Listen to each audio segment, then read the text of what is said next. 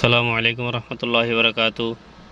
বাংলাদেশকে নতুন করে স্বাধীন করার জন্য যারা শহীদ হয়েছেন তাদের প্রতি শ্রদ্ধা।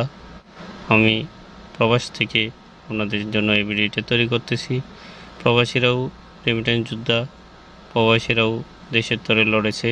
আপনারা দেখেছেন অনলাইন সোশ্যাল মিডিয়াতে কীভাবে দেশ যত উন্নয়নের দিকে এগিয়ে যায়, এভাবে সবাই যে যার অবস্থান থেকে এগিয়ে এসেছে। এখন যেহেতু নতুন সরকার গঠন হয়েছে, এই যে আমি আপনাদেরকে একটা ভিডিও দেখাচ্ছি কি পরিমাণ লাইন ধরে দেশকে নতুনভাবে এগিয়ে নিয়ে যাওয়ার জন্য, সংস্কার করার জন্য রেমিটেন্স যোদ্ধারা রেমিটেন্স পাঠাচ্ছে। আমি এই কাজের মাধ্যমে দেশে টাকা পাঠাতাম। এখন যারা বিকাশে টাকা পাঠাতো তাদেরকে উৎসাহ প্রদান করতেছি যাতে সবাই বিকাশে না পাঠিয়ে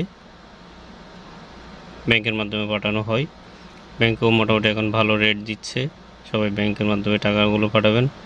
দেশের রেমিটেন্স হিসেবে নতুন সরকার যাতে দেশকে পুনর্গঠন করতে পারে, এই জন্য আমাদেরকেও এগিয়ে আসতে হবে, সহযোগিতা করতে হবে।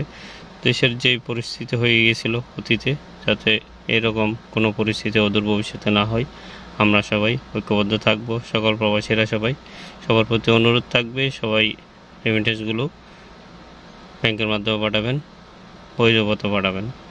ভালো থাকবেন, ভিডিওটি দেখুন। ইউনিয়নের থেকে শুরু করে যে মনে করেন ন্যাশনাল ব্যাংক পর্যন্ত টাকা পাঠানোর মনে করেন পুরো এই যে আমাদের রেডিমেন্ট যোদ্ধা ভাইয়েরা মনে করেন দুই জায়গায় লাইনে দাঁড়ায় মনে করেন বাংলাদেশে টাকা পাঠাতেছে, স্বদেশকারীদের কাছে টানে। ওয়েস্ট ইউনিয়ন থেকে ন্যাশনাল পর্যন্ত পুরোটাই হাজার হাজার লোক মনে করেন টাকা পাঠানোর জন্য লাইনে দেয়।